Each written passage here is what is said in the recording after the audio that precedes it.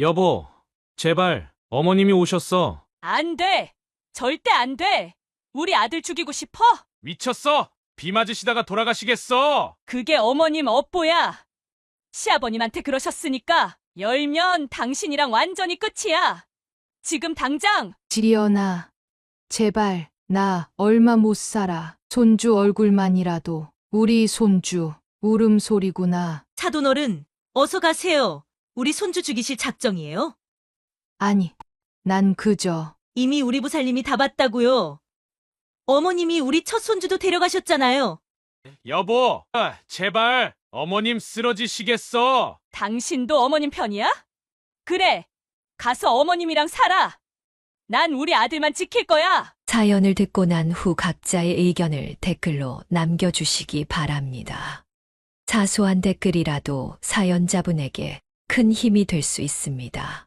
각색될 수 있고 사연자분의 입장에서 구성될 수 있습니다. 강원도 바닷가 마을에서 김기환 씨는 어부인 아버지와 어머니, 여동생과 함께 살았습니다. 매일 아침이면 아버지는 그를 깨워 바다를 보여주곤 했습니다. 파도 소리와 갈매기 울음소리가 어우러진 그 순간들은 그의 어린 시절을 수놓은 가장 행복한 기억이었습니다. 기환아, 저기 봐, 오늘은 바다가 참 고요하네. 아버지의 말씀에 그는 반짝이는 눈으로 수평선을 바라보았습니다.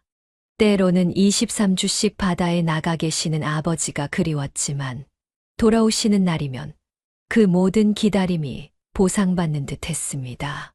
아빠, 오늘은 썰매 태워줄 거지? 퇴근하고 돌아오신 아버지는 피곤한 기색도 내비치지 않고 그와 동생의 손을 잡아 끌었습니다. 그럼 우리 기환이랑 기선이 실컷 태워줄게. 그렇게 아버지는 두 아이를 데리고 마을 뒷산으로 향했습니다. 겨울이면 눈이 수북이 쌓인 그곳에서 세 사람은 하루 종일 썰매를 타며 까르르 웃음소리를 내곤 했습니다. 아빠, 더 빨리 밀어줘.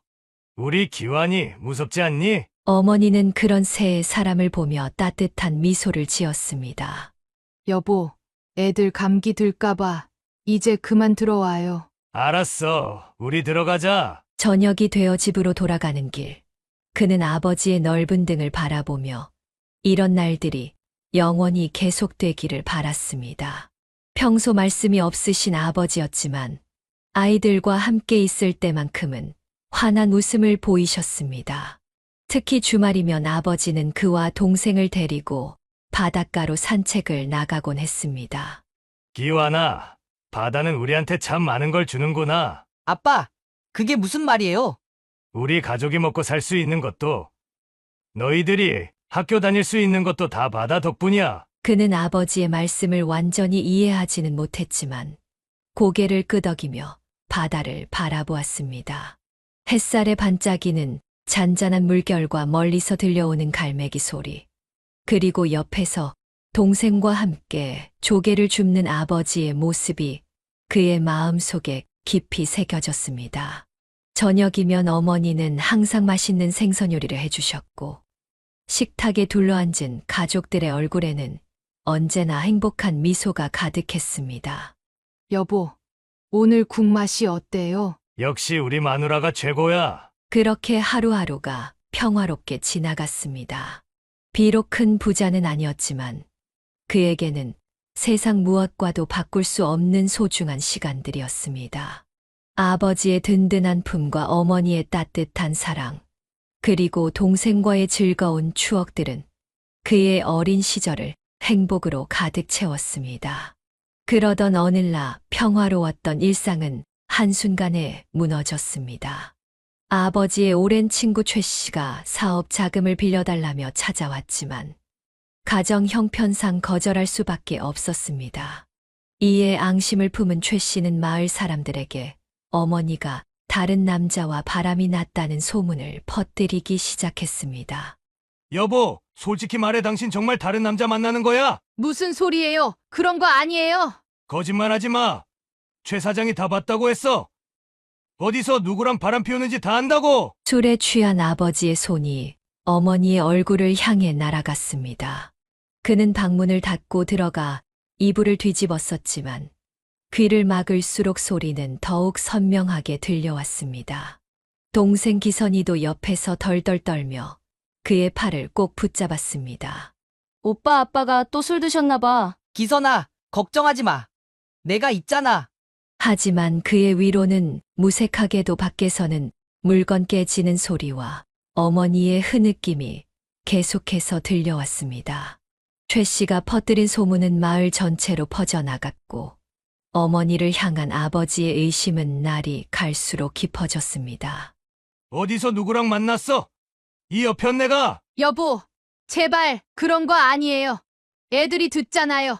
매일 밤 반복되는 폭력에 그는 몇 번이고 뛰쳐나가려 했지만 어머니는 그를 말렸습니다.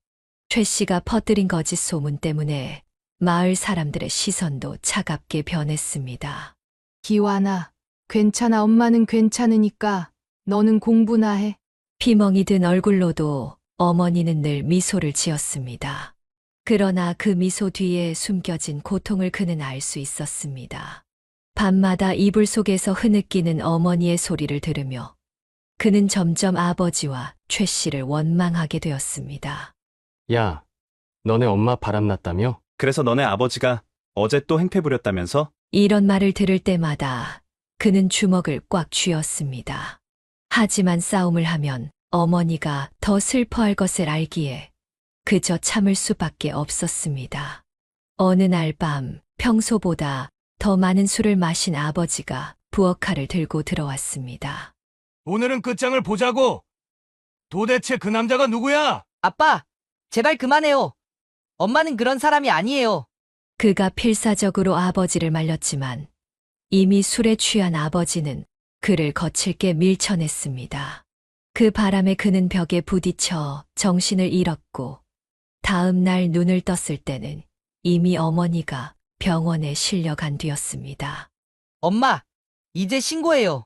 더 이상 참으면 안 돼요. 하지만 어머니는 고개를 저었습니다. 안 돼. 다 너희 아빠가 힘들어서 그러는 거야. 곧 괜찮아질 거야. 그렇게 지옥 같은 나날들이 이어졌습니다. 술에 취한 아버지의 폭력, 어머니의 흐느낌, 기선이의 울음소리가 매일 밤 집안을 채웠습니다. 한때는 사랑으로 가득했던 그들의 보금자리는 이제 공포와 불신으로 가득 찬 감옥이 되어버렸습니다. 그런 생활이 6년이나 지속되던 어느 날 아침 출항을 앞둔 아버지의 모습이 평소와는 달랐습니다. 술에 취해 있지도 않았고 어머니를 노려보지도 않았습니다. 대신 아버지는 조용히 어머니 앞에 무릎을 꿇었습니다. 여보, 미안해. 내가 다 잘못했어. 어머니는 놀란 눈으로 아버지를 바라보았습니다. 6년 만에 처음 듣는 사과였습니다. 이번 항해만 다녀오면 다시는 술도 안 마실게. 돌아와서 우리 다 같이 식사하자. 그래요. 조심히 다녀오세요. 그는 방 안에서 이 대화를 듣고 있었습니다. 아버지의 진심 어린 사과에 그의 마음도 조금은 누그러졌습니다. 기선이도 옆에서 살며시 미소를 지었습니다. 오빠, 이제 아빠가 달라지실까? 그래, 우리 기선이 이제 좋은 날만 올 거야. 하지만 그들의 기대는 너무나도 짧았습니다. 출항한 지 일주일이 되던 날, 마을에 충격적인 소식이 전해졌습니다. 강풍과 높은 파도를 만난 아버지의 배가 전복되었다는 것이었습니다. 김 선장님 배가 침몰했대. 시신도 못 찾았다고 하네. 마을 사람들의 수군거림이 이어졌습니다. 어머니는 바닷가로 달려나가 하루 종일 바다만 바라보았습니다.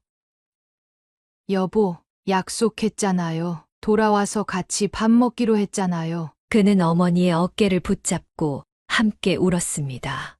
기선이도 바닷가에 앉아 끝없이 눈물을 흘렸습니다. 수색 작업은 일주일간 계속되었지만 결국 아버지의 시신조차 찾지 못했습니다.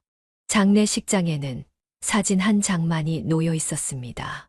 술에 취해 폭력을 휘두르던 모습이 아닌 예전처럼 환하게 웃고 있는 아버지의 사진이었습니다. 아버지, 왜 그렇게 사셨어요? 왜 엄마를 그렇게 미워하셨어요? 장례식이 끝나고 그날 밤 최 씨가 찾아왔습니다.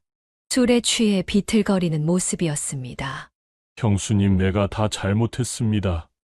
사실 그때 거짓말했어요.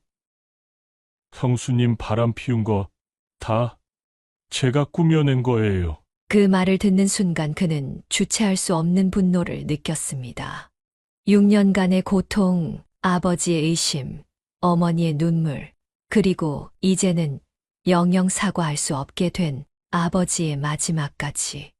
모든 것이 이 사람의 거짓말 때문이었다는 사실에 그는 최 씨의 멱살을 잡았습니다. 이 개자식아! 오빠, 그만해요. 기선이가 말리지 않았다면 그는 정말 최 씨를 죽였을지도 모릅니다. 하지만 어머니는 오히려 조용히 최 씨를 일으켜 세웠습니다. 이제 가세요. 다시는 우리 집에 오지 마세요. 그날 밤 세 사람은 처음으로 편안히 잠들 수 있었습니다. 하지만 이제 더 이상 아버지는 돌아오지 않습니다. 사과의 말을 남기고 떠난 아버지, 그리고 영원히 풀리지 못한 오해. 그들에게 남은 것은 깊은 상처와 허전함 뿐이었습니다. 아버지가 떠난 후 어머니는 더욱 강인한 모습으로 변했습니다. 이른 새벽부터 시장에 나가 야채를 팔고 남의 집 허드레시를 하면서 두 남매를 키웠습니다. 엄마, 이제 그만 쉬세요. 너희들 공부시켜야지. 엄마 괜찮아. 그는 어머니의 굳은 살 박인 손을 보며 마음이 아팠습니다. 한때는 반짝이던 어머니의 손이 이제는 거칠어져 있었습니다. 기선이도 방과 후에는 늘 어머니를 도우려 했지만 어머니는 두 남매를 말렸습니다. 기선아, 너는 그림이나 더 열심히 그려. 기완이도 공부에만 신경 써. 어머니는 자신의 옷은 계속 꿰매 입으면서도 자식들의 학용품과 참고서는 늘 새 것으로 사주었습니다. 추운 겨울에도 낡은 털장갑으로 버티면서 그와 기선이 옷은 늘 새 것으로 사주었습니다. 어머니, 이번에 제가 장학금 받았어요. 우리 아들 정말 잘했다. 그가 장학금 소식을 전할 때마다 어머니는 눈시울을 붉혔습니다. 기선이도 미술 실력이 날로 늘어 교내 대회에서 상을 받았습니다. 우리 기선이가 정말 화가가 될 수 있겠구나. 시장 아주머니들은 어머니를 보며 혀를 찼습니다. 아이고, 저러다 몸 버릴라 그만 좀 해. 하지만 어머니는 개의치 않았습니다. 오히려 더 열심히 일했습니다. 비가 오나 눈이 오나 어머니의 하루는 변함이 없었습니다. 엄마, 이제 저희도 크지 않았어요? 알바라도 할게요. 안 돼. 너희는 공부만 해. 엄마가 다 할 수 있어. 점심시간이면 어머니는 시장 한켠에서 라면으로 끼니를 때웠습니다. 그런 어머니 모습이 안쓰러워 그가 반찬을 쌓아도 어머니는 손님들 오면 귀찮다며 받지 않았습니다. 손님들 올 때 반찬 냄새 나면 안 되지. 그렇게 어머니는 자신의 모든 것을 희생하며 두 남매를 키웠습니다. 밤늦게 돌아와서도 항상 그들의 숙제를 봐주었고 아픈 기색이 있어도 내색하지 않았습니다. 우리 엄마가 최고야. 그래, 우리가 이만큼 잘한 게 다 엄마 덕분이지. 그와 기선이는 서로 눈빛만 봐도 통했습니다. 어머니의 희생에 보답하기 위해 둘 다 더욱 열심히 공부했습니다. 그리고 마침내 그는 대학교 입학이라는 결실을 맺었습니다. 어머니, 제가 꼭 성공해서 효도할게요. 그래. 우리 아들, 근데 이제 그만 울어라. 입학식 날 어머니는 처음으로 시장일을 쉬었습니다. 낡은 옷이지만 정성스레 다림질한 한복을 입고 그의 입학식에 참석했습니다. 기선이도 곧 미술대학에 입학하게 되었고 어머니의 한평생 고생이 마침내 결실을 맺기 시작했습니다. 어머니의 헌신 덕분에 그는 대학을 무사히 졸업하고 취직했습니다. 첫 월급날 그는 어머니에게 용돈을 드렸습니다. 어머니, 제 첫 월급이에요. 고맙다. 기완아, 너 쓸 돈도 부족할 텐데. 이제부터는 제가 어머니 챙겨드릴 거예요. 한편 기선이는 미술대학을 졸업하고 본격적으로 화가의 길을 걸었습니다. 작은 미술학원에서 그림을 가르치며 틈틈이 작품 활동을 이어갔고 마침내 첫 전시회를 열게 되었습니다. 오빠, 나 드디어 전시회 연대. 우리 기선이 정말 대단하다. 전시회 개막식 날, 그는 어머니의 손을 잡고 전시장으로 향했습니다. 전시장 중앙에는 특별한 작품이 걸려 있었습니다. 바로 어머니의 초상화였습니다. 이게 뭐야? 어머니는 그림 앞에서 걸음을 멈추었습니다. 캔버스에는 시장에서 일하는 어머니의 모습이 담겨 있었습니다. 거친 손, 주름진 얼굴, 하지만 그 속에서 빛나는 따뜻한 미소까지. 기선이는 어머니의 모든 것을 화폭에 담아냈습니다. 엄마, 이게 내 눈에 비친 엄마예요. 이렇게 예쁘지도 않은데. 아니에요. 엄마는 정말 아름다우세요. 전시장을 찾은 사람들도 그 초상화 앞에서 오래도록 발걸음을 멈추었습니다. 어떤 이는 눈시울을 붉히기도 했습니다. 작가님, 이 작품 정말 감동적이에요. 어머님의 사랑이 느껴지네요. 그날 저녁 세 사람은 오랜만에 외식을 했습니다. 어머니는 계속해서 기선이의 손을 잡고 있었습니다. 우리 기선이가 이렇게 훌륭한 화가가 될 줄은 몰랐네. 다 엄마 덕분이에요. 엄마가 안 계셨다면 저는 지금 그림도 못 그리고 있었을 거예요. 그는 행복하게 이야기를 나누는 두 사람을 바라보며 미소 지었습니다. 비록 큰 회사는 아니지만 안정된 직장에서 일하는 자신, 그리고 꿈을 이뤄가는 동생. 이 모든 것이 어머니의 희생이 있었기에 가능했다는 것을 그는 잘 알고 있었습니다.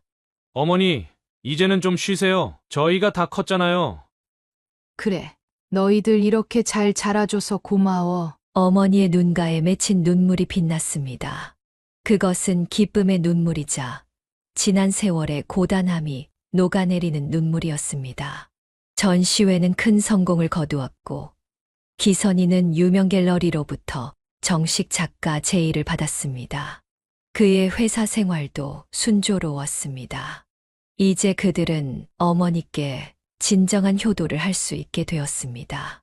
어머니, 이제 시장 일은 그만하시고 저희랑 살아요. 그래. 이제는 그래도 될 것 같구나. 마침내 어머니는 시장 일을 그만두고 편안한 노후를 보내실 수 있게 되었습니다. 그의 인생에도 새로운 변화가 찾아왔습니다. 30대 중반에 접어들어 지인의 소개로 만난 여자는 영어학원 강사로 일하는 서지연이었습니다. 기환 씨는 어머니를 정말 많이 생각하시네요. 첫 만남에서 그가 어머니 이야기를 하자 지연 씨는 관심 있게 들어주었습니다. 그녀의 따뜻한 미소가 그의 마음을 사로잡았습니다. 어머니 뵙고 싶어요. 제가 만든 김치 좀 가져가도 될까요? 며칠 후 지연 씨는 직접 담근 김치를 들고 어머니를 찾아뵈었습니다. 어머니는 처음에는 어색해 하셨지만 지연 씨의 진심 어린 마음에 금세 마음을 열었습니다. 아이고, 이렇게 젊은 사람이 김치를 이쁘게도 담갔네.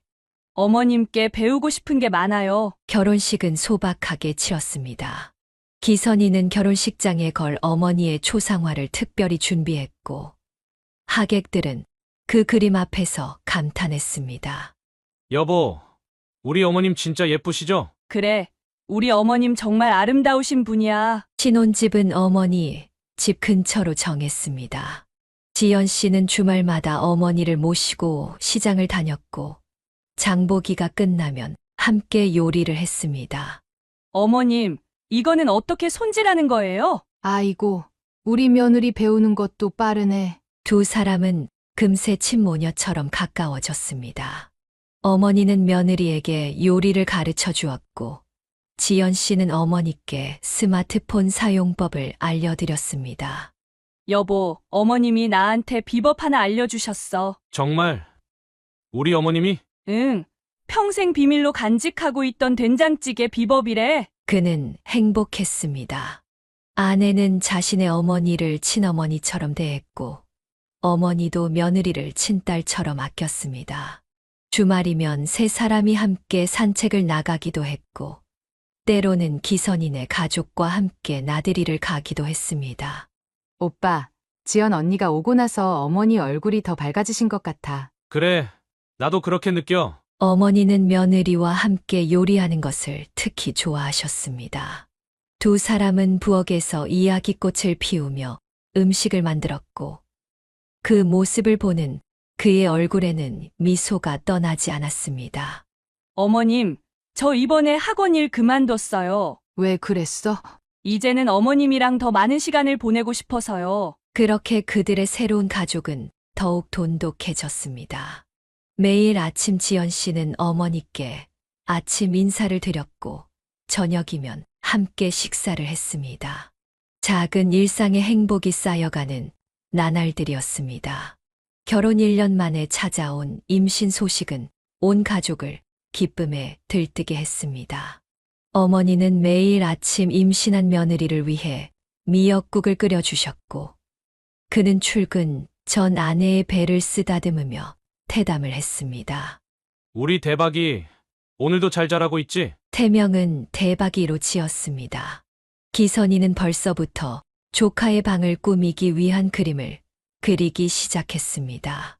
여보, 방금 대박이가 발로 찼어요. 그러던 어느 날 밤 갑작스러운 비명이 집안을 울렸습니다. 잠에서 깨어보니 이불이 흥건히 젖어 있었습니다. 양수가 터진 것이었습니다.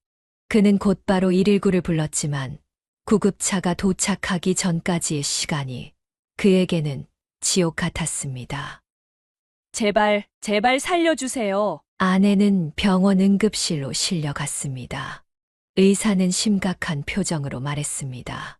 죄송합니다만 아이를 지키기는 어려울 것 같습니다. 뭐라고요? 다시 한번 말씀해 주세요. 양수가 거의 다 빠져나간 상태입니다.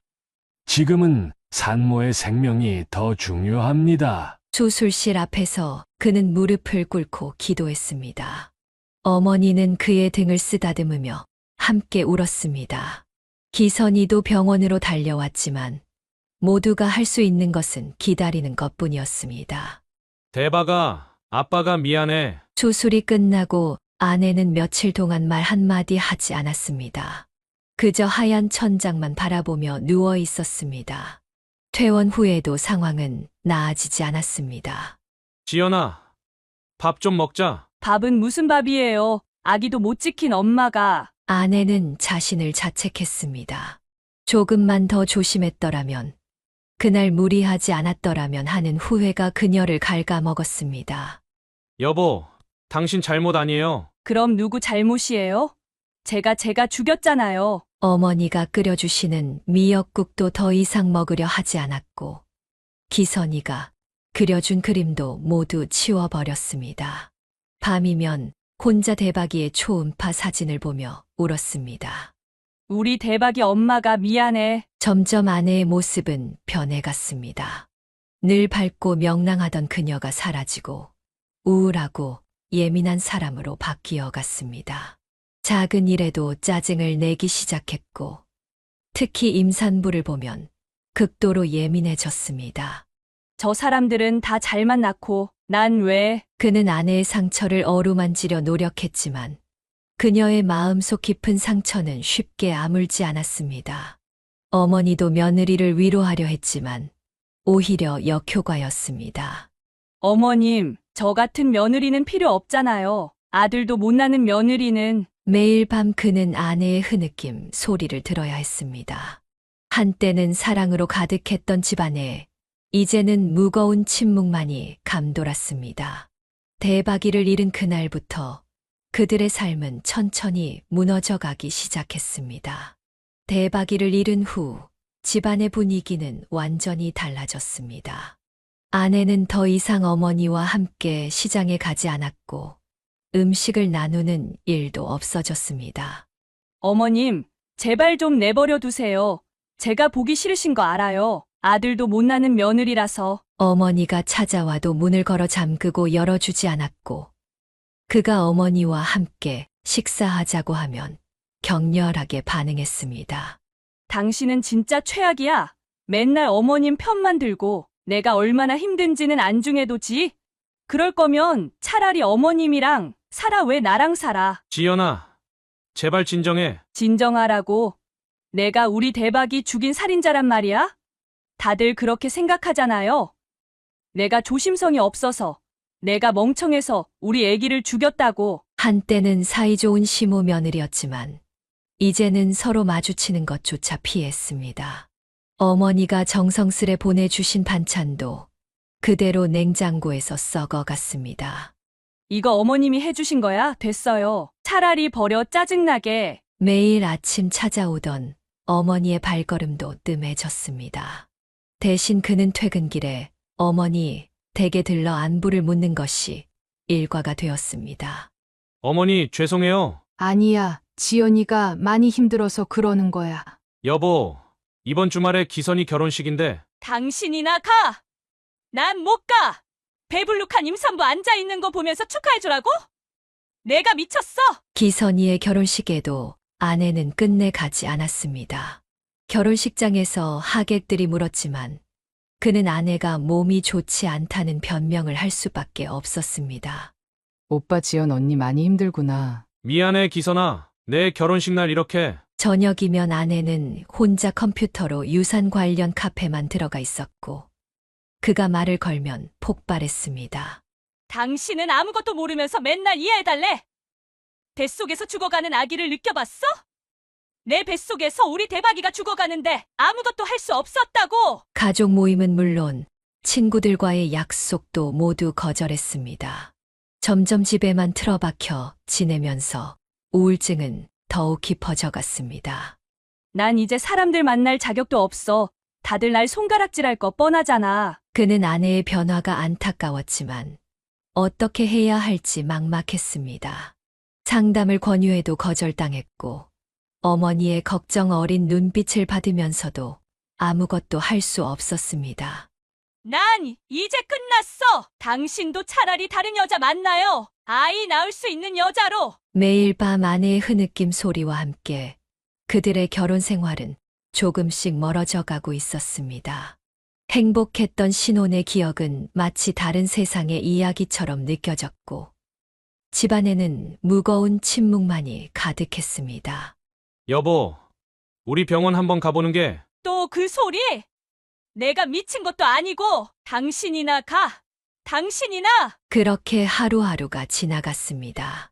한때는 사랑스러웠던 아내의 모습은 찾아볼 수 없었고 가족들과의 관계는 점점 더 멀어져만 갔습니다. 3년의 긴 침묵이 지나고 그들 부부에게 새로운 희망이 찾아왔습니다. 아내는 떨리는 손으로 임신 테스트기를 들고 있었습니다. 여보, 이거 봐. 이게 정말이야? 두 줄이 선명하게 나타난 테스트기를 보며 둘 다 울음을 터뜨렸습니다. 이번에는 꼭 잘 될 거야. 내가 지킬게. 나 너무 무서워. 또 실패하면. 걱정하지 마. 내가 잘할게. 병원 검진 결과도 양호했습니다. 첫 초음파 사진을 보며 아내는 조심스럽게 미소 지었습니다. 가족들에게 이 소식을 전하자 모두가 기뻐했지만 한편으로는 조심스러워했습니다. 어머님, 이번에는 잘 될 것 같아요. 그럼 우리 며느리가 이번에는 꼭 건강하게 나을 거야. 아내는 조금씩 예전의 모습을 되찾아갔습니다. 매일 아침 일어나면 태교 일기를 쓰기 시작했고 태교 음악도 들었습니다. 여보, 오늘은 아기가 엄청 활발한 것 같아. 그래? 우리 아기가 건강하다는 증거네. 기선이도 자주 찾아와 임신한 올케를 챙겼습니다. 전에는 거절했던 가족들의 방문도 이제는 반갑게 맞이했습니다. 언니, 이번에는 내가 매일 와서 도와줄게. 고마워, 아가씨. 그리고 미안해. 내 결혼식도 못 가고. 그런 거 신경 쓰지 마. 이제 앞으로만 보자. 매일 저녁이면 그는 아내의 배에 귀를 대고 이야기를 했습니다. 아내는 그런 남편을 보며 따뜻하게 미소 지었습니다. 우리 아기야, 아빠가 많이 사랑해. 여보, 나는 이번에는 자신 있어. 응, 나도 그래. 우리 이번에는 꼭 행복해지자. 가족들은 이번 임신이 단순히 아이를 갖는 것 이상의 의미라는 것을 알고 있었습니다. 이것은 아내의 상처를 치유하고 흩어졌던 가족을 다시 하나로 모으는 기회였습니다. 여보, 이번에 태명은 또 보기로 하자. 그렇게 그들의 일상에 다시 한번 희망이 피어나기 시작했습니다. 식탁에서는 다시 웃음소리가 들렸고 주말이면 온 가족이 모여 아이의 앞날을 이야기했습니다. 어머님, 아기 옷 고르는 것 좀 도와주세요. 그래. 우리 함께 가자. 시간이 흐를수록 아내의 표정은 밝아졌고 말투도 부드러워졌습니다. 가족들은 그런 아내를 보며 안도의 한숨을 쉬었습니다. 여보, 나 이제 정말 행복해. 그래, 우리 이제 끝까지 행복하자. 새로운 생명의 탄생을 기다리며 그들의 삶은 조금씩 따뜻한 봄을 맞이하고 있었습니다. 새로운 희망으로 가득했던 그들에게 예상치 못한 시련이 찾아왔습니다. 아내의 임신 3개월 차, 어머니가 갑자기 쓰러져 병원에 실려갔습니다. 여보, 어머님이 왜? 어머님 어떻게 됐어? 대장암 3기래. 검사 결과는 충격적이었습니다. 이미 암이 상당히 진행된 상태였고 병세는 예상보다 훨씬 심각했습니다. 어머님, 제가 잘 모시고 있었어야 했는데. 괜찮아. 내가 검진을 좀 더 일찍 받았어야 했는데. 의사는 더욱 충격적인 소식을 전했습니다. 암이 주변 장기로 전이되고 있었고 시간이 얼마 남지 않았다는 것이었습니다. 얼마나 남았습니까? 글쎄요, 장담하진 못해도 길어야 6개월입니다. 그는 병원 복도에서 오열했습니다. 아내는 그의 등을 쓰다듬었지만 임신 중이라 병원에 오래 있을 수가 없었습니다. 여보, 당신은 집에 가서 쉬어. 내가 어머님 곁에 있을게. 아니야, 나도 어머님 곁에 있고 싶어. 기선이도 서둘러 병원에 도착했습니다. 모두가 어머니의 병실을 지켰지만 어머니는 오히려 그들을 걱정했습니다. 지연아, 너는 몸 조심해야 해. 이번에는 꼭 건강하게 나아야 해. 어머님, 제가 어머님 간호할게요. 안 돼. 너는 아기 생각해야지. 항암 치료가 시작되었습니다. 하루하루 어머니의 모습은 초라해져 갔고 머리카락도 빠지기 시작했습니다. 하지만 어머니는 여전히 미소를 잃지 않았습니다. 나는 괜찮아. 그저 우리 며느리가 건강한 아기 낳는 것만 보고 싶구나. 어머님, 이번에는 꼭 손주 안겨드릴게요. 그러니까 어머님도 꼭. 말을 잇지 못하고 울먹이는 아내를 보며 어머니는 고개를 저었습니다. 울면 안 돼. 아기한테 좋지 않아. 시간은 점점 흘러갔고 어머니의 상태는 나날이 악화되었습니다. 의사는 이제 항암 치료도 큰 의미가 없다고 했습니다. 그와 기선이는 밤마다 병실을 지켰고 아내는 낮에 와서 어머니의 손을 잡아주었습니다. 여보, 어머님 꼭 나아나실 거야, 그치? 응, 그래야 해. 하지만 그들의 바람과는 달리 어머니의 상태는 계속해서 나빠져만 갔습니다. 이제는 음식도 제대로 드시지 못했고 말씀하시는 것조차 힘들어 하셨습니다. 아들아, 내 아내랑 아기만 잘 부탁한다. 어머니, 제발 그런 말씀하지 마세요. 시간이 얼마 남지 않았다는 것을 모두가 알고 있었습니다. 새 생명의 탄생을 기다리는 기쁨과 사랑하는 사람을 떠나보내야 하는 슬픔이 그들의 마음을 무겁게 짓눌렀습니다. 어느 날 병원 복도에서 우연히 장모님의 통화 내용을 듣게 되었습니다. 그래, 내가 그 무당 찾아갔더니 지연이 첫애기 유산된 거 다 시어머니 때문이래. 남편 의심해서 죽게 만들었으니 그 원한이 이렇게 나타난다는 거야. 그는 발걸음을 멈추었습니다.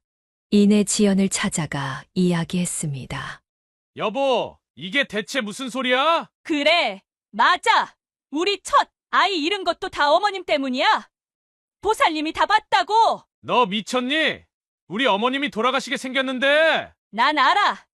이게 다 시아버님 원혼 때문이라고. 어머님 때문에 돌아가신 시아버님이 이렇게 복수하시는 거라고. 지연아, 정신 차려. 오히려 당신이 정신 차려야 할 것 같은데. 이번에도 애기 잘못되면 어쩔 건데. 장모님도 가세했습니다. 김서방, 이건 다 우리 지연이 위해서야. 시어머니 만나면 또 유산할 수 있다고. 장모님, 제발 정신 좀 차리세요. 그런 미신 믿지 마시고. 이번에도 유산하면 지연이는 그대로 끝이야. 엄마 말씀이 맞아. 난 이제 어머님 절대 못 봐. 그는 분노로 떨리는 손을 쥐었다 폈다 했습니다. 당신들 진짜 미쳤구나. 미친 게 아니라 현실이야. 우리 보살님이 다 봤다고. 시어머님이 얼마나 독한 사람인데 남편을 의심해서 죽게 만들고. 입 다물어. 우리 아버님은 사고로 돌아가신 거야. 사고? 웃기지 마. 다 시어머님 때문이지. 이제 와서 암에 걸린 것도 다 그 업보야. 당신도 정신 차려. 당신도 어머님이랑 붙어 있으면 큰일 생길지도 모르니까. 그리고 당신은 애 잃어본 적 없잖아? 난 더 이상 못 참아. 어머님 때문에 우리 첫 애기도 잃었는데 이번에는 절대 안 돼. 절대로. 그래. 김서방 이번엔 우리가 지연이 지켜야 해. 사돈 때문에 또 무슨 일 생기지 못하게. 방 안에는 팽팽한 긴장감이 감돌았습니다. 이제 돌이킬 수 없는 강이 건너진 것 같았습니다. 장모님은 원래부터 미신을 믿는 사람은 아니었습니다. 그녀의 삶을 완전히 바꾼 것은 큰딸을 잃은 사건이었습니다. 당시 고등학생이던 큰딸은 갑자기 찾아온 뇌출혈로 쓰러졌습니다. 의사들은 살릴 수 있다고 했지만 결국 수술 도중 딸은 세상을 떠났습니다. 왜? 하필 내 딸이. 그때 한 무당이 그녀를 찾아왔습니다. 아이고, 제가 다 봤습니다. 따님이 얼마나 원통해 하시는지. 무슨 말씀이세요? 따님이 그러시더군요. 수술 전날 까마귀가 울었는데 그걸 무시했다고. 그게 징조였답니다. 그 순간부터 장모는 미신의 늪에 빠져들었습니다. 매일같이 무당을 찾아다녔고 둘째인 지연이를 키울 때는 미신적인 방법에 완전히 의존했습니다. 우리 지연이는 절대 언니처럼 보낼 순 없어. 그래서 지연이가 첫 아이를 유산했을 때 장모는 완전히 미쳐버릴 것 같았습니다. 또 내 자식을 데려가려고 해. 무당은 이번에도 그녀의 불안을 파고들었습니다. 어머님, 이건 다 시어머님 때문입니다. 억울하게 돌아가신 시아버님의 원한이. 그럼 어떡하면? 시어머님을 멀리해야 합니다. 그분이 손주를 보면 더 큰 불행이 올 거예요. 장모는 딸의 두 번째 임신에서도 같은 실수를 반복했습니다. 어머니가 암으로 돌아가실 때까지도 그녀는 미신의 굴레에서 벗어나지 못했습니다. 엄마, 왜 이러세요? 지연아, 너는 몰라. 내가 내 언니를 잃고 얼마나. 이번에도 내가 고통받는 걸 볼 순 없어. 하지만 결국 그녀의 미신은 가족을 갈라놓았고 돌이킬 수 없는 상처를 남겼습니다. 지금도 그녀는 산신각을 찾아다니며 큰딸의 넋을 위로한다고 합니다. 엄마가 지연이는 지켜줄게. 그때처럼 잃지 않을 거야. 이제는 아무도 그녀의 행동을 말릴 수 없었습니다. 큰딸을 잃은 트라우마는 그녀를 미신의 세계로 더욱 깊이 밀어넣었고 그 대가로 가족은 파괴되어 갔습니다. 임신 9개월이 되던 때 아내는 예정보다 일찍 진통이 찾아왔습니다. 여보, 아파. 너무 아파. 지금 당장 병원 가자. 응급실로 실려간 아내는 다행히 건강한 사내 아이를 출산했습니다. 3.2kg의 건강한 아들이었습니다. 붉은 얼굴로 울어대는 아이를 보며 그는 눈물을 흘렸습니다. 여보, 우리 아들 봤어? 예쁘지? 응. 정말 예뻐. 고생 많았어. 하지만 이 기쁨도 잠시 아내는 아이를 안아보려고도 하지 않았습니다. 간호사가 아이를 안겨주려 해도 고개를 돌렸습니다. 저기, 아이는 좀 나중에. 왜 그래? 우리 아들인데. 이 아이, 시어머님 보여주면 절대 안 돼. 뭐라고? 무당님이 그러는데 100일 전에 어머님 만나면 안 된대. 시아버님이 데려가실 거래. 그는 할 말을 잃었습니다. 산후조리원에서도 아내는 어머니의 병문안을 한사코 거절했고 아이를 데려가는 것도 막았습니다. 우리 아들 데려가면 절대 안 돼.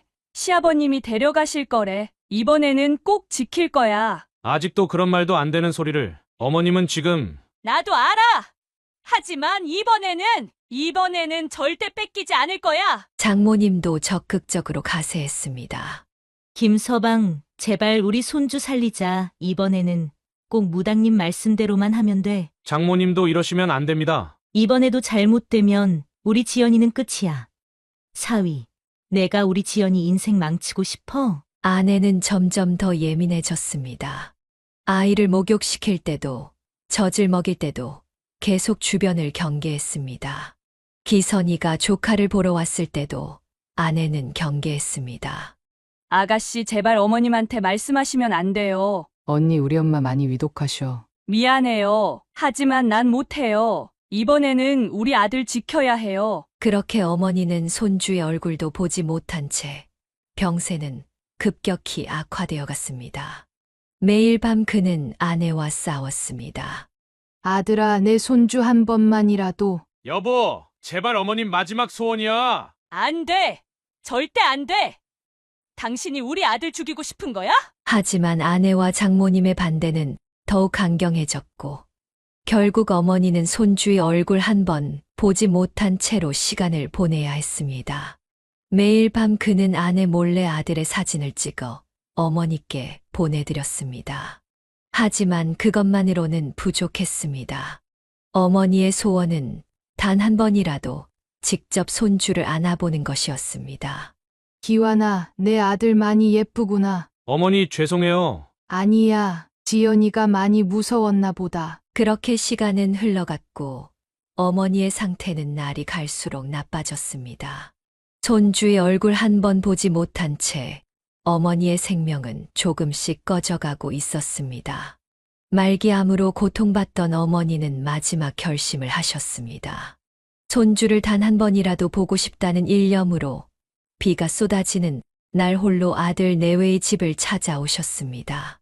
지연아, 문 좀 열어줘. 내 손주 한 번만, 딱 한 번만 보고 싶구나. 창밖에서 들리는 어머니의 가녀린 목소리에 그는 심장이 멎는 것 같았습니다. 여보, 제발 어머님이 오셨어. 안 돼! 절대 안 돼! 우리 아들 죽이고 싶어? 미쳤어? 비 맞으시다가 돌아가시겠어. 그게 어머님 업보야. 시아버님한테 그러셨으니까. 어머니의 기침 소리가 빗소리 사이로 들려왔습니다. 그는 문을 열려 했지만 아내가 온몸으로 막아섰습니다. 열면 당신이랑 완전히 끝이야. 지금 당장! 지연아, 제발, 나 얼마 못 살아. 손주 얼굴만이라도. 어머니의 애원이 계속되는 동안 아기가 울기 시작했습니다. 어머니의 숨소리가 거칠어졌습니다. 우리 손주, 울음소리구나. 그 순간 장모가 들이닥쳤습니다. 사돈어른, 어서 가세요. 우리 손주 죽이실 작정이에요? 아니, 난 그저. 이미 우리 부살님이 다 봤다고요.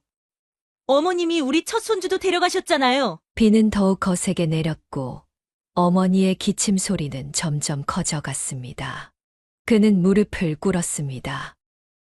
여보, 제발 어머님 쓰러지시겠어. 당신도 어머님 편이야?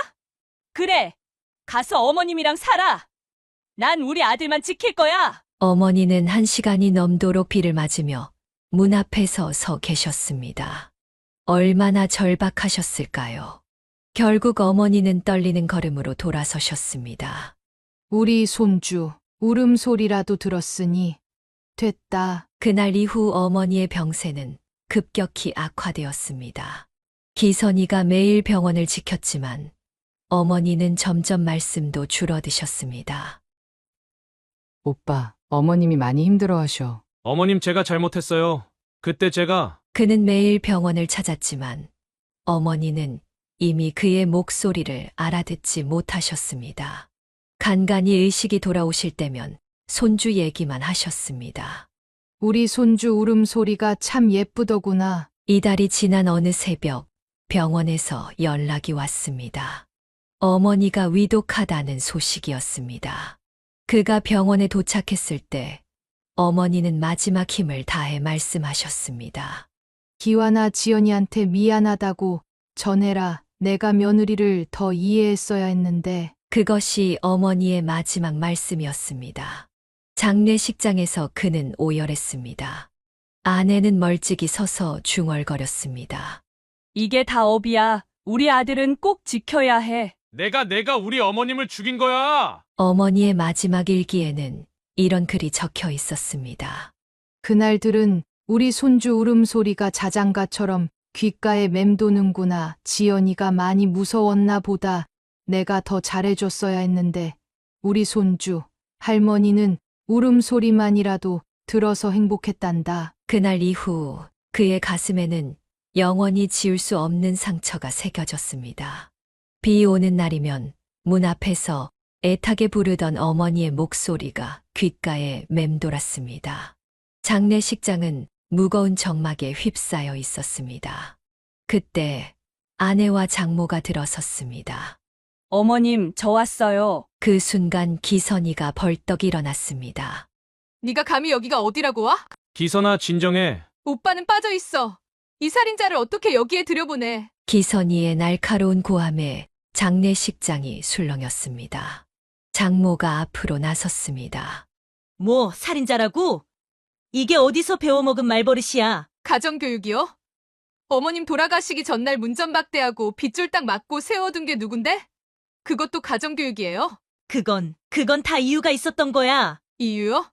무당에 미쳐서 돌아가시는 어머님 손자 한번 못 보게 한 게 이유가 된다고요? 기선이가 아내 앞으로 달려들었습니다. 언니, 어머님이 그렇게 보고 싶어 하신 손자 한번 못 보여드리고 어떻게. 감정이 폭발한 기선이가 아내의 머리채를 잡아챘습니다. 이 악마 같은 년, 우리 엄마 죽인 살인자. 나요? 다들 왜 이래? 이게 무슨 짓이야? 당장 경찰 부를 거야. 불러요. 다 불러요. 우리 엄마 돌아가시기 전에 경찰 불렀어야 했는데. 그가 기선이를 말리려 했지만 이미 늦었습니다. 오빠도 이런 여자 편들지 마. 전년 얼마나 우리 어머님 속 썩였는지 알아? 첫 애기 유산하고 나서부터 어머님을 얼마나 괴롭혔는지. 아내는 울부짖었습니다. 나도 다 우리 아기 위해서 우리 아들 살리려고. 아들? 언니가 그렇게 지킨다던 아들. 그 아들 할머니도 못 보게 한 게 자랑이에요. 장례식장은 아수라장이 되었습니다. 조문객들은 놀란 눈으로 상황을 지켜보았고 일부는 말리려 했지만 소용없었습니다. 당장 나가. 이 살인자가 우리 어머님 장례식장에 왜 왔어? 내가 죽였으면서. 결국 아내는 머리가 흐트러진 채 장례식장에서 쫓겨났고 장인 장모도 분노하며 자리를 떠났습니다. 두고 봐. 이렇게 안 끝날 줄 알아. 기선이는 오열하며 영정 앞에 주저앉았습니다. 어머님 죄송해요. 제가 진작 이럴 걸 제가 진작. 그는 망연자실한 채 서 있었습니다.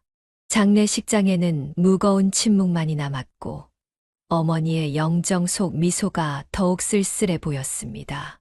기환 씨는 더 이상 버틸 수 없었습니다. 어머니가 돌아가신 충격과 아내의 배신, 장모의 압박 모두 지쳤습니다. 기환 씨는 아내에게 이혼을 통보했습니다. 여보, 마지막으로 한 번만 더 기회를. 너 무슨 핑계를 대려고? 보살님이 그러는데. 그는 분노로 주먹을 불끈 쥐었습니다.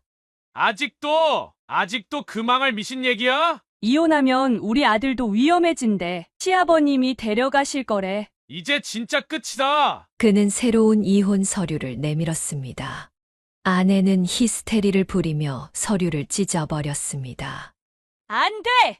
절대 안 돼! 우리 이혼하면 시아버님이 우리 아들 데려가신대! 너 아직도 정신을 못 차렸구나. 장모도 찾아와 매달렸습니다. 김서방 자네도 봤잖아. 우리 부살님 말씀이 맞았잖아. 사돈도 결국. 장모님 제발. 언제까지 무당 타령하실 겁니까? 이혼하면 안 돼. 우리 손주도 위험해진다고. 마지막 재판날, 아내는 법정에서도 미신 얘기를 멈추지 않았습니다. 판사님, 우리가 이혼하면 우리 아들이 위험해져요. 보살님이. 결국 이혼이 확정되었고 양육권은 아내에게 주기로 결정했습니다. 법정을 나서는 그의 등 뒤로 아내의 절규가 들려왔습니다. 안 돼. 이러면 시아버님이 우리 아들 데려가실 거야. 무당님이 그러셨단 말이야? 그는 돌아보지 않았습니다. 미신에 사로잡혀 어머님의 임종도 지키지 못하게 한 아내와는 이제 정말 끝이었습니다. 이혼 후 1년 반 동안 그는 주말에만 아들을 만날 수 있었습니다. 양육권은 전처가 가져갔고 그는 매달 양육비를 보내는 것이 아들에게 할 수 있는 전부였습니다. 그러던 어느 날 예상치 못한 전화가 왔습니다. 기환 씨, 나 좀 만날 수 있을까? 오랜만에 만난 전처의 모습은 많이 달라져 있었습니다. 헬쑥한 얼굴에 피곤이 가득했습니다. 무슨 일이야? 나 더 이상 못하겠어. 무슨 소리야? 우리 아들, 당신이 키워줘. 갑자기 무슨 소리야? 전처는 떨리는 손으로 가방에서 서류를 꺼냈습니다. 양육권 포기각서, 내가 써왔어. 이게 무슨 소리야? 내가 그렇게 아들 지키겠다며? 나 요즘 계속 악몽을 꿔. 어머님이 나오시는 아들도 자꾸 할머니 얘기를 해. 전처의 목소리가 떨렸습니다. 밤마다 울어. 할머니 보고 싶다고. 지연아, 내가 상황이 힘들어서 양육비까지는 장담할 수 없어. 나는 더 이상 자신이 없어. 그제서야 그는 전처의 상태가 심각하다는 것을 깨달았습니다. 1년 반 동안의 죄책감이 그녀를 괴롭혀온 것이었습니다. 미안해. 내가 이기적이었어. 아들한테도 어머님한테도. 그래도 그렇지.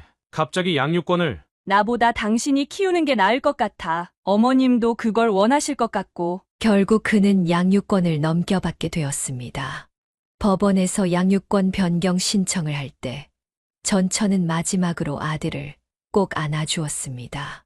우리 아들, 엄마가 많이 미안해. 아빠랑 잘 지내. 아들은 울면서 엄마에게 매달렸지만 전처는 홀연히 사라졌습니다.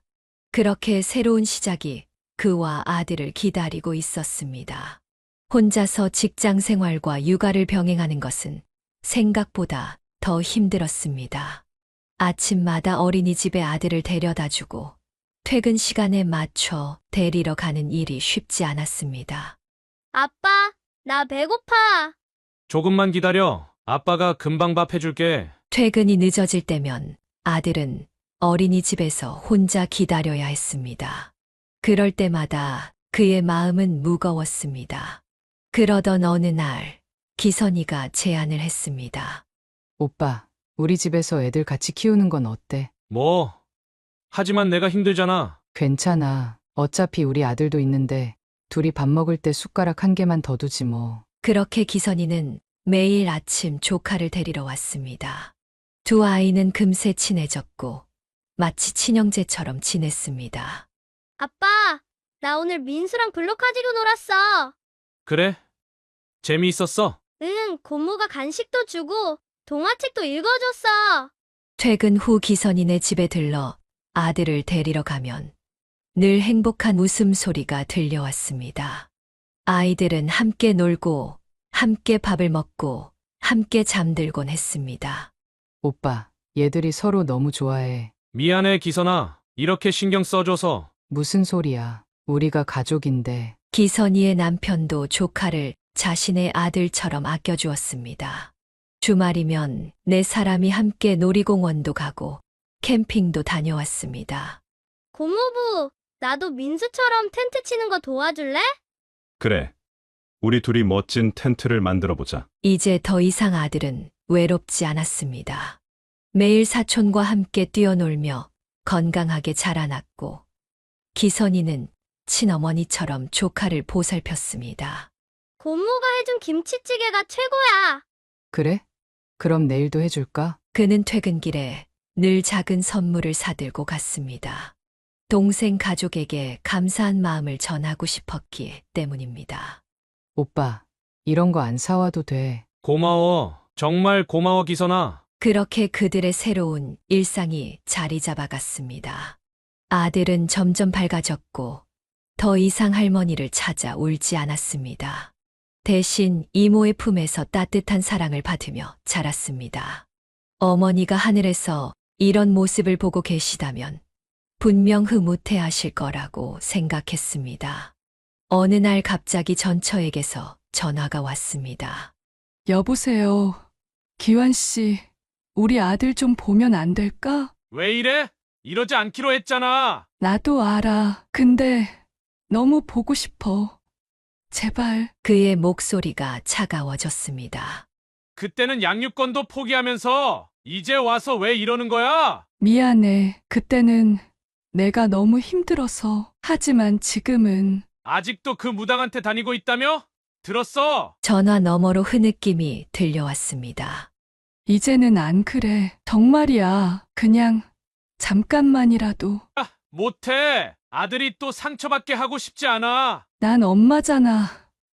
그래도 난 엄마, 어머님 돌아가실 때는 그런 생각 못했잖아. 격앙된 그의 목소리에 전화는 잠시 침묵에 빠졌습니다. 당신이 무당 말 듣고 어머님 문전박대할 때 우리 아들은 할머니 얼굴 한 번 못 보고. 미안해. 정말 미안해. 그래서 더. 미안하다고 하면 다 되는 줄 알아? 어머님은 이제 돌아가셨어. 전처는 계속해서 매달렸습니다.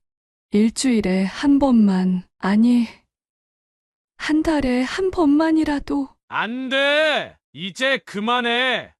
그럼 사진이라도. 지연 씨, 다시 한번 말하지만 우리 아들 이제 잘 지내. 당신 때문에 또 흔들리게 하고 싶지 않아. 그날 이후 전처는 계속해서 문자를 보내왔습니다.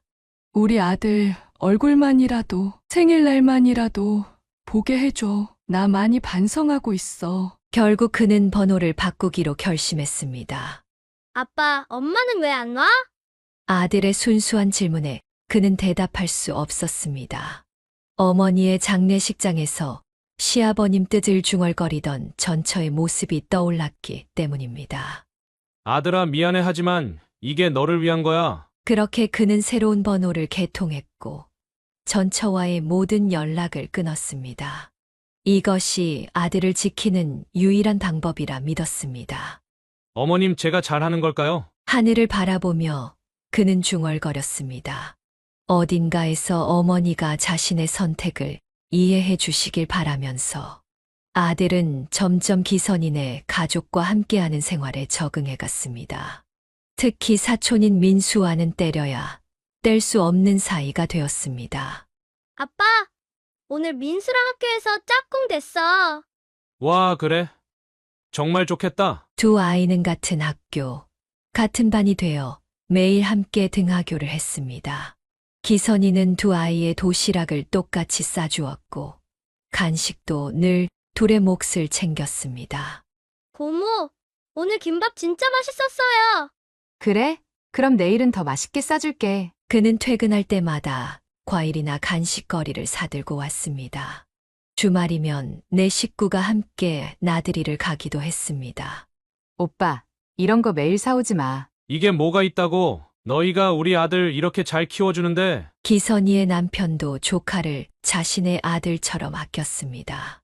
주말이면 두 아이를 데리고 축구도 하고 자전거도 함께 탔습니다. 나 자전거 잘 타죠? 그래. 둘 다 정말 잘하네. 아이들의 방에는 두 개의 침대가 나란히 놓여 있었고 책상도 나란히 붙어 있었습니다. 숙제도 함께하고 게임도 함께 했습니다. 민수야, 이거 어떻게 푸는 거야? 여기 봐. 이렇게 하는 거야. 그는 이런 일상이 감사했습니다. 혼자서는 절대 해낼 수 없었을 일을 기선인의 가족이 함께 해주었기 때문입니다. 매달 생활비를 넉넉히 보태주었고 휴가 때면 온 가족이 함께 여행을 가기도 했습니다. 아이들의 교육비도 그가 전담했습니다. 오빠, 이렇게까지 안 해도 돼. 시간이 흐를수록 아이들은 더욱 가까워졌고 이제는 누가 봐도 친형제 같았습니다. 운동회 때면 둘이 한 팀이 되어 달리기를 했고 소풍 때면 도시락도 나눠 먹었습니다. 어머니가 돌아가신 후의 상처도 엄마와 헤어진 아픔도 이제는 조금씩 아물어가고 있었습니다. 기선아, 정말 고마워. 우리가 가족이잖아요, 오빠. 그렇게 그들의 새로운 일상은 계속되었습니다. 아픔도 있었지만 그보다 더 큰 사랑으로 채워진 시간들이었습니다. 아들이 자라면서 점점 더 엄마를 그리워하는 모습을 보였습니다. 아빠, 나 엄마 보고 싶어. 매번 이런 말을 들을 때마다 그의 마음은 무거워졌습니다. 처음에는 단호하게 거절했습니다. 안 돼, 엄마는 이제 만날 수 없어. 하지만 아들의 눈물 어린 표정을 볼 때마다 그의 결심은 흔들렸습니다. 어느 날 아들의 일기장을 우연히 보게 되었습니다. 오늘도 엄마가 꿈에 나왔다. 엄마가 나를 안아주었다. 하지만 깨어나니 엄마가 없었다. 나는 엄마가 보고 싶다. 결국 그는 전처에게 연락을 했습니다. 지연 씨, 기환 씨, 정말 당신이 아들이 너무 보고 싶어 해서. 잠시 침묵이 흘렀습니다. 나 이제는 달라졌어. 그때처럼 미신 같은 건 절대로. 정말이지? 응, 이제는 내가 얼마나 큰 잘못을 했는지 알아. 첫 만남 날 아들은 엄마를 보자마자 달려가 안겼습니다. 엄마, 엄마. 전처는 아들을 꼭 안은 채 울었습니다. 우리 아들 미안해. 엄마가 정말 미안해. 그는 멀찍이 서 그들을 지켜보았습니다. 전처의 눈빛이 달라진 것을 느낄 수 있었습니다. 이제는 정말 미신 같은 거 안 믿을게. 우리 아들 위해서라도. 그렇게 아들은 한 달에 한 번씩 엄마를 만나게 되었습니다. 전처도 약속을 지켰고 더 이상 미신 얘기는 하지 않았습니다. 하늘에 계신 어머님도 이제는 이해해 주실 거라고 그는 믿었습니다. 시간이 흘러 아들은 어엿한 중학생이 되었습니다. 이제는 할머니의 사진을 보며 울지 않았고 한 달에 한 번씩 만나는 엄마와도 자연스럽게 지냈습니다. 아빠, 나 오늘 할머니 꿈 꿨어. 그래? 어떤 꿈이었어? 할머니가 나랑 민수랑 같이 놀아주셨어. 할머니가 웃으시면서 우리 머리도 쓰다듬어 주셨어. 그는 아들의 말에 뭉클해졌습니다.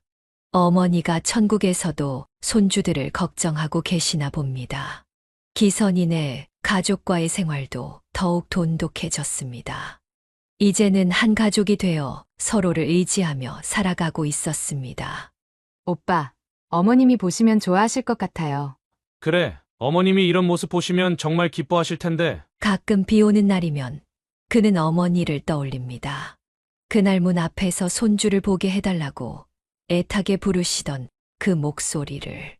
하지만 이제는 그 기억이 원망이 아닌 그리움으로 바뀌었습니다. 어머님, 저 잘하고 있죠? 우리 아들 잘 크고 있어요. 그는 이제 앞만 보고 걸어가려 합니다. 과거의 아픔을 딛고 아들과 함께 새로운 미래를 향해. 아빠, 나랑 민수랑 축구하러 가자. 그래, 가자. 아들의 밝은 웃음소리를 들으며 그는 마음속으로 다짐했습니다. 어머님, 지켜봐 주세요. 우리 아들 훌륭하게 키워낼게요. 그리고 우리 가족, 이제는 정말 행복하게 살아갈게요. 그렇게 그의 새로운 인생이 시작되었습니다. 사연을 듣고 댓글을 남겨주시기 바랍니다. 사소한 의견일지라도 사연자분에게는 큰 힘이 됩니다. 노골적인 악성 댓글은 사연자분에게 상처가 될 수 있으니 삼가주시기 바랍니다.